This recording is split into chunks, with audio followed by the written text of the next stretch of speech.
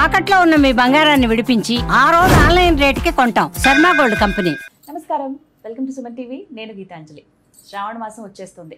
24వ తారీఖున ఆషాఢ అమావాస్య. ఇక తర్వాత నుంచి శ్రావణ మాసం 25. అయితే ఈసారి చాలా విశేషాలు ఉన్నాయి. 5 శుక్రవారాలు అని చెప్తున్నారు. అయితే ముందు వచ్చేటువంటి అమావాస్య తర్వాత రోజు అసలు ఎప్పుడు శుభ్రం చేసుకోవాలి? ఎందుకంటే ప్రారంభమే శుక్రవారంతో ప్రారంభమవుతుంది. మనందరూ చాలా సందేహాలు ఉంటాయండి. మనం అసలు ఎప్పుడెప్పుడా అని ఎదురు చూస్తూ ఉన్నాము శ్రావణ మాసం కోసం. అమ్మవారి ఫోటో కొనుక్కునే దగ్గర నుంచి పూజా ద్రవ్యాలు కొనడం కావచ్చు, ఈ మాసం అంతా పాటించాల్సిన నియమాలు కానీ, ఖచ్చితంగా ఇంట్లో ఉండాల్సిన వస్తువులు కానీ, ఇలా ఎన్ని సందేహాలు కదా. వాటన్నిటికీ ఇవాళ వీడియోలో మీకు నివృత్తి కలిగేస్తాం. మనతో వివరించేందుకు ప్రస్తుతం మనతో పాటు ఉన్నారు ప్రముఖ జ్యోతిషులు బ్రహ్మశ్రీ నందిబట్ల శ్రీహరి శర్మ గురువుగారు. గురుగారితో చాలా వీడియోస్ ఇలా చేస్తున్నప్పుడు ఇలాంటి సందేహాల గురించి కానీ ఇవి చాలా బాగా వివరిస్తారు. ఎందుకంటే ముందుగా మనం తెలుసుకోవటం వల్ల అప్పటికప్పుడు హడావిడి పడకుండా అన్నీ సిద్ధంగా ఉంటే అమ్మవారికి చక్కగా కూర్చుని ప్రశాంతంగా పూజ చేసుకోవచ్చు. వివరాలు తెలుసుకుందాం. గురుగారు నమస్కారం అండి. వాగర్థావేవ సంపృక్తౌ వాగర్థ ప్రతిపత్తయే జగతః పితరౌ వందే పార్వతీ పరమేశ్వరౌ. ఆదిత్యాయ చ సోమాయ మంగళాయ బుధాయ చ గురు శుక్ర శనిభ్యశ్చ రాహవే కేతవే నమః. శృంగేరి జగద్గురు పీఠాధిపతులకి, కంచి పీఠాధిపతులకి నమస్కారములు తెలియజేసుకుంటూ కార్యక్రమాన్ని ప్రారంభిద్దాం. గురుగారు శ్రావణ మాసం వచ్చేసింది, ఎదురు చూస్తున్నాం ఎప్పుడెప్పుడా అన్నట్టుగా.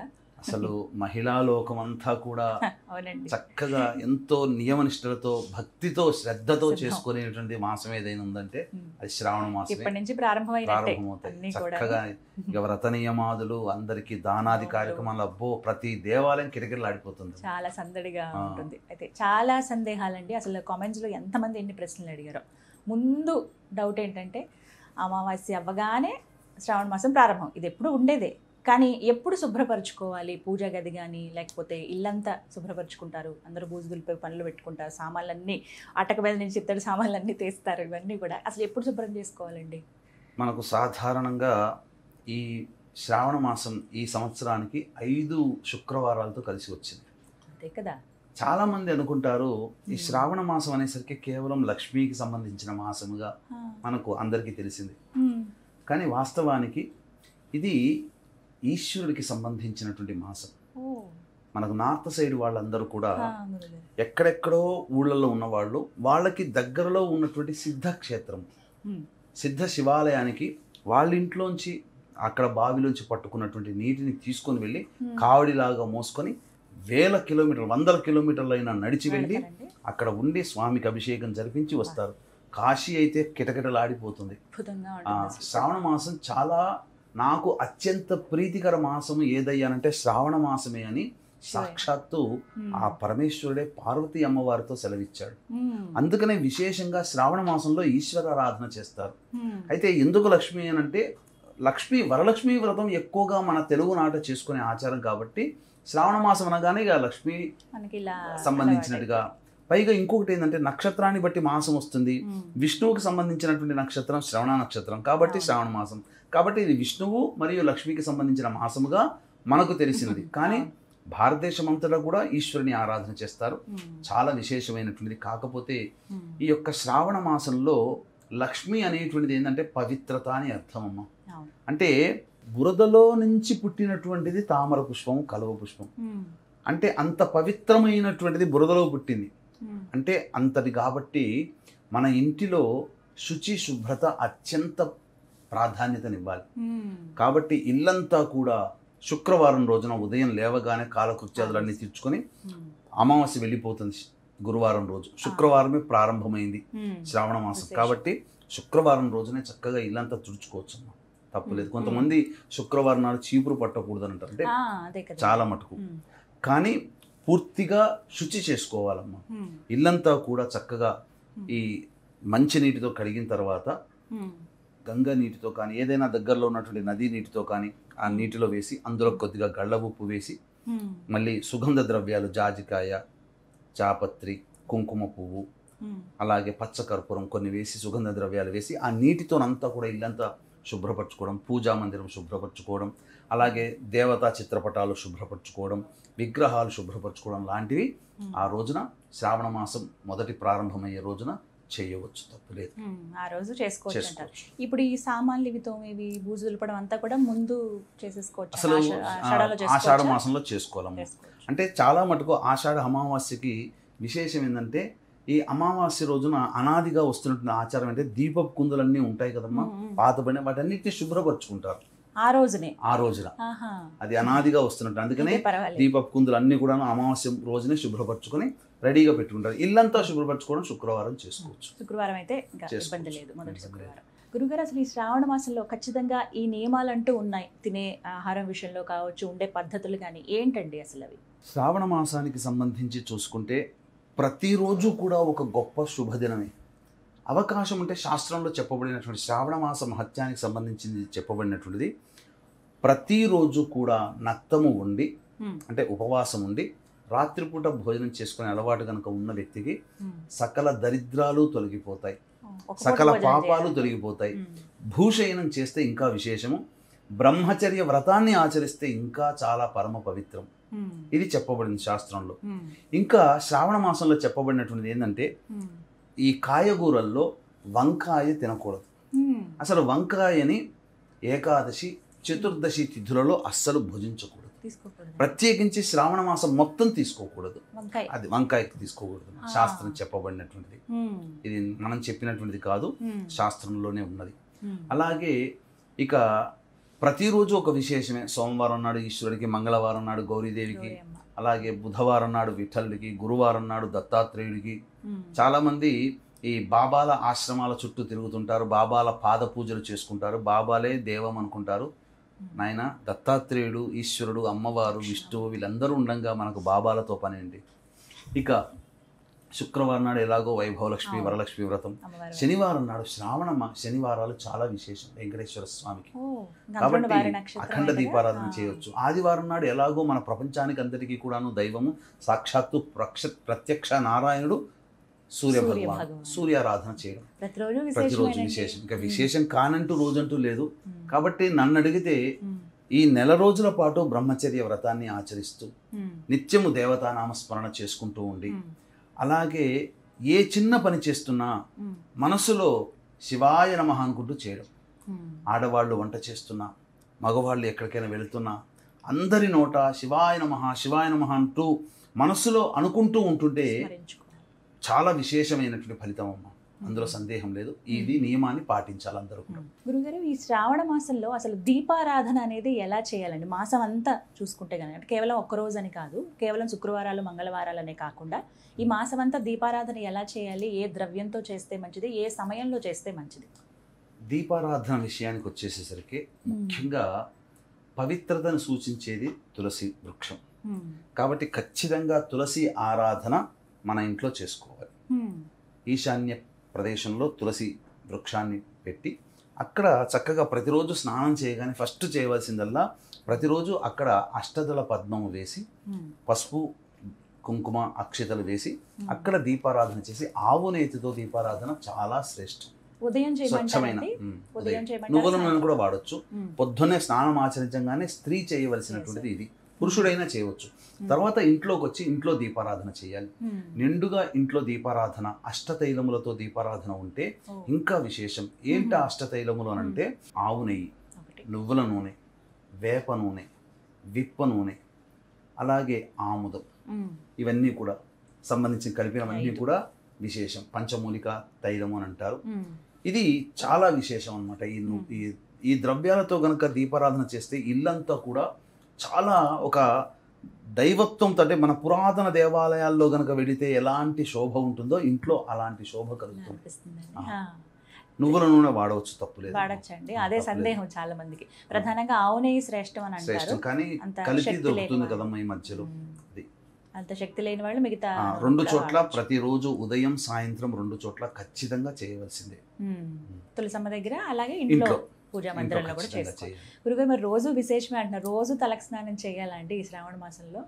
మనకు స్త్రీలకు చెప్పబడినటువంటిది విశేషమైనటువంటి రోజులు శుక్రవారం రోజున, సోమవారం రోజున తలంటు స్నానం చేస్తే మంచిది. అయితే ప్రతిరోజు స్నానం ఆచరించమని ఎక్కడ కూడా ధర్మశాస్త్రంలో స్త్రీలకు చెప్పబడలేదు. నిద్ర లేచిన వెంబడి, ఎందుకంటే పడక గదిలో ఆ యొక్క పాన్పుని స్పృశిస్తారు కాబట్టి అది ఆ పాన్పు మీద ఉన్నంత వరకు అపరిశుభ్రత. స్త్రీలకి బయటికి వచ్చిన తర్వాత తల మీద చల్లుకుంటే, నీరు చల్లుకుంటే పవిత్రత వస్తుంది, దేహం పవిత్రత చేకూరుతుంది స్త్రీలకి. కాబట్టి స్త్రీలు తల మీద చల్లుకోవచ్చు. ప్రతిరోజు తల మీద స్నానం చేయనవసరం లేదు. కానీ పురుషుడు మాత్రం ప్రతిరోజు కూడా తల స్నానము ఆచరించవలసిందే. ప్రతిరోజు పురుషుడు చేయాలి నియమంగా ఈ శ్రావణ మాసంలో. అంతేకాకుండా ఈ శ్రావణ మాసం అంతా కూడాను ఇల్లంతా సుగంధ భరిమలంగా ఉండాలి. అందుకని ఈ యొక్క ధూపము వేయాలమ్మా ఇంట్లో. ఉదయం కాలం, సాయంకాలం, ప్రత్యేకించి సాయంకాలంలో ధూపం వేస్తే ఆ ధూపం వేసినందుకు కారణం చేత, అంటే గుగ్గిలము కానీ, మైషాచి, అలాగే సాంబ్రాణి, వీటితో అసుగంధ భరితంగా ఉండాలి. అలా వేసిన తర్వాత ఆ ఇంట్లో ఉన్నటువంటి నకారాత్మక శక్తి వెళ్ళి సుగంధ పరిమళం ఉన్నప్పుడు దేవతాశక్తి, ఇప్పుడు దేవతాశక్తి వచ్చి వెళ్ళింది అని చెప్పడానికి కారణం ఒకటే సిగ్నేచర్ ఏంటంటే మంచి సువాసన వస్తుంది, సుగంధం. అలాగే దేవతలు రావడానికి మనం ఆ యొక్క స్థితిని మనం ఏర్పరిస్తే దేవతలు సంతోషంగా మన ఇంటికి వస్తారు. ఆ విధంగా సాయంకాలంలో ధూపం వేయాలి, చేసుకోవాలి ఖచ్చితంగా. మీరు అడిగారు కదా ఏ వస్తువు ఏర్పరచుకోవాలి అని చెప్పి, ఖచ్చితంగా సుగంధ భరితమైనటువంటి ద్రవ్యం ఇంట్లో ప్రతిరోజు ధూపం వేయాల్సింది. కావాల్సినవన్నీ ముందే ఇవన్నీ ముందే సిద్ధం చేసుకోవాలమ్మా. చాలా విశేషం. చాలా మంది అడుగుతుంటారు, మాంసాహారం పూర్తిగా నిషేధించాలా, కేవలం పూజలు చేసినప్పుడు, వ్రతాలు చేసినప్పుడు మాత్రమేనా ఈ మాసంలో అని? అసలు సృష్టిలో మానవుడికి మాంసాహార భోజనం పెట్టాల. మీరు అందుకనే చూడండి, జంతువుల యొక్క పళ్ళు కూరలుగా ఉంటాయి. మనుషుల పళ్ళు ఎప్పుడైనా కూరలుగా ఉన్నాయా? జంతువులు మాంసం తింటాయి కాబట్టి కూరలు వాటికి పీక్కుని తింటాయి. కానీ మనుషులకి పెట్టబడలేదు. మనుషులకి ఎప్పుడూ శాకాహారమే. అది సాటి జీవిని మనం చంపి తింటున్నాం. అంటే మనము మామూలుగా మనం చంపట్లేదు కదా, మన చేతుల్లోంచి కానీ లాజికల్గా మాట్లాడవచ్చు. అది విక్రయించే వాడికి మనమే కారణం అవుతున్నాం కదా. అందుకని శాస్త్రంలో ఎక్కడా కూడా చెప్పబడలేదు. ఇది మాత్రం సుస్పష్టం, వేదాల్లో ఉన్న జ్ఞానమే ఇది. అలాగే వ్రతాలు, ఈ నోములు మేము చేయలేమండి, లేకపోతే మాకు ఈ ఆచారం లేదండి, ఆనవాయితీ కానీ మామూలుగా పూజ చేసుకుంటాం ఈ శ్రావణ మాసంలో అనేవాళ్ళు ఏ విధంగా చేసుకుంటే మంచిదంటారు? ఇప్పుడు చాలామంది బిజీ స్కెడ్యూల్లో ఉన్నవాళ్ళు వ్రతాన్ని ఆచరించలేని సందర్భాలు కొంతమందికి ఉంటాయి. ఎందుకనంటే బాధ్యతలు ఉన్నప్పుడు ప్రశాంతంగా మనసు పెట్టలేరు. కొంతమంది మనసు పెట్టిన దానికి స్ట్రిక్ట్గా రూల్స్ ఫాలో అయ్యేవాళ్ళు, మనసు నాకు లేదు కాబట్టి నేను చేయలేను అని చెప్పి ఉండేవాళ్ళు ఉంటారు. కొంతమందికి బిజీ స్కెడ్యూల్లో ఉండి చేయలేకపోతారు. అటువంటి వాళ్ళు ఏంటంటే నిత్యము లక్ష్మీనామ స్మరణము, నారాయణుడి యొక్క స్మరణము, లేకపోతే ఈ సంబంధించినటువంటి శివనామ స్మరణం విశేషంగా చెప్పబడింది. శివాయ నమః అంటూ ఉండండి. తర్వాత తరచు అవకాశం ఉంటే తరచు దగ్గరలోని దేవాలయంలోకి వెళ్ళి ప్రదోషకాల సమయంలో ఆ దేవతామూర్తిని దర్శించుకొని రావాలి. అలాగే అవకాశం ఉన్నప్పుడల్లా ఎవరైనా పూజ చేసుకుంటే వాళ్ళకి సహాయ సహకారాలు అందిస్తూ ఉన్నా ఆ పూజా ఫలితం ఉంటుంది. అందులో సందేహమే లేదమ్మా. ఈ ఒక్క పని చేసినా చాలు, వాళ్ళు చేయలేరు అని అనేటువంటి ఒక ఫీలింగ్, చేయలేకపోతున్నాం అనే బాధ వాళ్ళకు ఉండదు. ఆ ఫలితం వాళ్ళకు దక్కుతుంది అందులో. అలాగే మీరు ఇంతకు ముందు కూడా మాట్లాడుతూ పదే పదే అన్నారు, చాలా విశేషం అసలు ఈసారి శ్రావణ మాసం అని. 5 వారాలు వచ్చాయండి. మరి ముఖ్యంగా 3వ వారం వరలక్ష్మి వ్రతం అని అంటున్నారు. ఇప్పుడు ఒకవేళ 3వ వారం కుదరదు అనుకోండి మహిళలకి, మరి ముఖ్యంగా వాళ్ళు మరి 1వ వారం, 2వ వారం లేదా 4, 5 వారాల్లో వ్రతం ఆచరించేసుకోవచ్చా? మనకు సాధారణంగా ఈ వరలక్ష్మి వ్రతాన్ని ఆచరించే విధానము మనకు అనాదిగా చారుమతి అనేటువంటి యొక్క వృత్తాంతం ద్వారా మనకు తెలుస్తుంది. ఆ చారుమతికి కలలో కనిపించి పౌర్ణమి ముందు వచ్చేటువంటి శుక్రవారం రోజున నన్ను ఆచరించు, నా విధానాన్ని ఆచరించు, నీకు అంతా కూడాను శుభం చేకూరుతుంది అని చెప్తున్నారు అమ్మవారి కలలో చెప్పినటువంటి కథ ప్రకారం. అయితే ఎప్పుడు కూడా మనం పౌర్ణమి ముందు వచ్చే శుక్రవారం లెక్క పెట్టుకుంటూ వస్తున్నాం అనాదిగా. ఇప్పుడు కూడా ఈ సంవత్సరం కూడా పౌర్ణమి ముందు వచ్చేటువంటి మాసము ఈ శ్రావణ మాసంలో కాబట్టి 9వ తారీఖు రోజున పౌర్ణమి అయింది. పౌర్ణమి ముందు వచ్చే వారం శుక్రవారమే అయింది. అంటే 8వ తారీఖు రోజున అయింది. కాబట్టి 8వ తారీఖు రోజున వ్రతాన్ని ఆచరించడం శ్రేయస్కరం, శాస్త్ర సమ్మతం. కొంతమంది స్త్రీలకి ఋతుమతి అవుతారు కాబట్టి ఆ పూజ చేయలేని విధంగా ఉంటుంది. కాబట్టి ఆ శుక్రవారం, 3వ శుక్రవారం అంటగా 8వ తారీఖు రోజున ఋతుమతి అయినటువంటి వాళ్ళకి 4వ రోజు 8వ తారీఖు అయింది అనుకోండి, చేయకూడదు. 5వ రోజు 8వ తారీఖు అయితేనే, అంటే 8, 7, 6, 5, 4వ తారీఖు రోజున ఋతుమతి అయిన వాళ్ళకి 8వ తారీఖు రోజున చేసుకునే అర్హత దైవత్వం ఉంటుంది. 4వ తారీఖు రోజున కేవలం ఇల్లుని శుభ్రపరచుకోవడం మాత్రమే 4వ రోజున. 4వ తారీఖు రోజున ఋతుమతి అయితే 8వ తారీఖు రోజున పూజ చేసుకోవచ్చు. ఈ 5, 6 తారీఖులో ఋతుమతి అయితే చేయకూడదు. కాబట్టి అటువంటి వాళ్ళకి ఈ పౌర్ణమి తర్వాత వచ్చే శుక్రవారం రోజున చేసుకోవాలి. అంతే తప్ప మాకు ఇబ్బంది కలుగుతుంది ముందే అని తెలుస్తుంది కదా మా ఆడవాళ్ళకి, ముందు శుక్రవారం 2వ శుక్రవారం అని చెప్పి అప్పుడు చేసుకోవడానికి లేదమ్మా. పౌర్ణమి ఈసారి కన్ఫ్యూజన్ ఎందుకు వచ్చిందంటే 8వ తారీఖు మధ్యాహ్నం 1:45 వరకు చతుర్దశి ఉంది, సాయంకాలం పౌర్ణమి వస్తుంది. 9వ తారీఖు రోజున మధ్యాహ్నం వరకు ఉంటుంది పౌర్ణమి. కాబట్టి పౌర్ణమి ముందు వచ్చే శుక్రవారం ఆ ముందు రోజు అయింది కాబట్టి 8వ తారీఖు రోజున చేసుకోవాలి. అయితే ఈసారి విశేషం ఏంటంటే చాలా అరుదుగా అనమాట, నాకు తెలిసి గత కొన్ని సంవత్సరాలుగా నేను చూస్తున్నాను కానీ ఇంతటి యోగ్యత కలగలేదు. ఎందుకు అనంటే పౌర్ణమితో కలిసినటువంటి శుక్రవారం ఏదైతే వరలక్ష్మి వ్రతం చేయమని చెప్పిందో పౌర్ణమి ముందు రోజు, ముందు వచ్చే శుక్రవారం నాడు చేయమని ఉందో, ఆ శుక్రవారం రోజు పౌర్ణమి అవ్వడం సాయంకాల ప్రదోషకాల సమయంలో, పైగా శ్రావణ మాసానికి సంబంధించి పౌర్ణమి శ్రవణ నక్షత్రంతో ఉంటుంది. శ్రవణ నక్షత్రం కూడా కలిసి వచ్చింది. శుక్రవారము, వరలక్ష్మి వ్రతము ప్లస్ శ్రవణ నక్షత్రం కలిసి ఉన్నటువంటి సందర్భం ఎప్పుడు ఉంటుందంటే మధ్యాహ్నం అపరాహ్నం తర్వాత. కాబట్టి వీక్షించేటువంటి చక్కటిగా అందరూ ఆ ప్రేక్షకులందరూ కూడా తల్లులు చక్కగా విష్ణువు సంబంధించిన నక్షత్రం కలిసి రావడం, పౌర్ణమి రోజు కలిసి రావడం, శుక్రవారం వరలక్ష్మి వ్రతం అవ్వడం. కాబట్టి సాయంకాలం ప్రదోషకాల సమయంలో వరలక్ష్మి వ్రతం కనుక ఆచరిస్తే చాలా విశేషమైనటువంటి శుభఫలితం. సాయంత్రం చేసుకో. అసలు శాస్త్రంలో కూడా చారుమతి సాయంకాలంలోనే చేసుకుంది, ఉదయం పూట చేసుకోలేదు.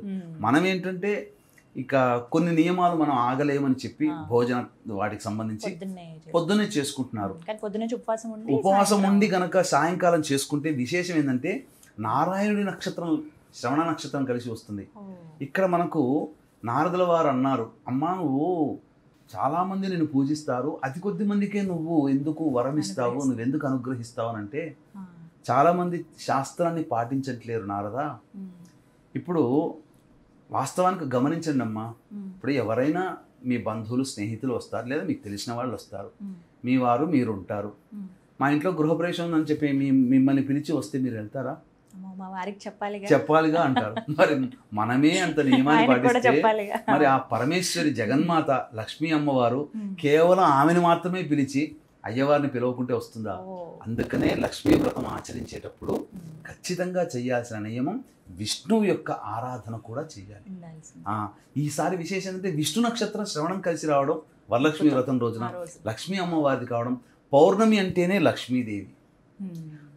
ఎందుకనంటే షోడశ కళలతో చంద్రుడు ఉంటాడు. షోడశ కళలు ఎవరికి ఉంటాయి? అమ్మవారికి, లక్ష్మీ అమ్మవారికి. కాబట్టి సంబంధించినటువంటి లలిత అమ్మవారు షోడశ కళలకి సంబంధించినటువంటిది. కాబట్టి లలితా స్వరూపమే లక్ష్మి. కాబట్టి పౌర్ణమి శ్రవణ నక్షత్రం అసలు అద్భుతం. దాని ఆ వర్ణన చెప్పలేకపోతున్నాం. ఇంతటి అద్భుతమైన రోజు కోసం అసలు చాలా దొరకదు. ఈ సంవత్సరం అంతా గొప్ప అదృష్టం. ఎందుకంటే ఎన్నో ప్రమాదాలు అనేటువంటివి, ప్రకృతి విపత్తులు జరిగినా దైవం మనల్ని కరుణిస్తుందని చెప్పడానికి ఇంతటి విశేషమైనటువంటి యోగాలు కలిసినటువంటి రోజు రావడం మళ్ళీ మళ్ళీ రాదు. కాబట్టి దయచేసి వీక్షించేటువంటి మహిళా ప్రేక్షకులు ఎవరైతే ఉంటారో ఆ రోజంతా ఉపవాసం ఉంటే సాయంకాలం శ్రవణ నక్షత్రం ఉంటుంది, పౌర్ణమి తిథి ఉంటుంది, శుక్రవారం అవుతుంది. లక్ష్మీ అమ్మవారిని దేదీప్యమానంగా కొలుచుకోండి.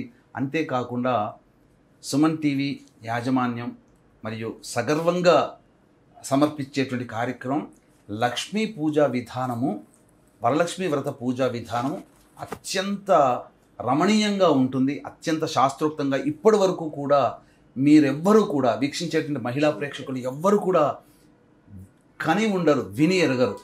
ఎందుకనంటే ఆ అమ్మవారిని పూజించే 16 లక్ష్ములని, షోడశ లక్ష్ములని ఆవాహన చేసే విధానం ఒకటి అనేటువంటిది ప్రత్యేకంగా ఎంతో రహస్యముగా ఉన్నటువంటి పురాతన గ్రంథం నుంచి చేసి మనం చేయబోతున్నాం. కాబట్టి ప్రేక్షకులందరూ కూడా ఎదురు చూడండి. 1వ తారీఖు తర్వాత వీడియో రిలీజ్ చేయడం జరుగుతుంది. ఆ వీడియో పట్టుకొని మీరు దాన్ని లైక్ చేసుకొని పెట్టుకోండి. మీరు చూడగానే అమ్మవారి పూజా విధానం అని మీకు వస్తుంది, దాన్ని లైక్ చేసుకొని పెట్టుకోండి. చక్కగా ఒక అమ్మవారి పౌర్ణమి ముందు 8వ తారీఖు ముందు 2-3 రోజులంతా దాన్ని చూడండి. అమ్మవారి పూజ చేసేటప్పుడు చెప్తాం, ఇలా మీరు అమ్మవారిని ధ్యానిస్తూ చేసుకుని అన్నప్పుడు అలా ఆ వీడియోని అలా ఆన్ చేసి పెట్టుకోండి.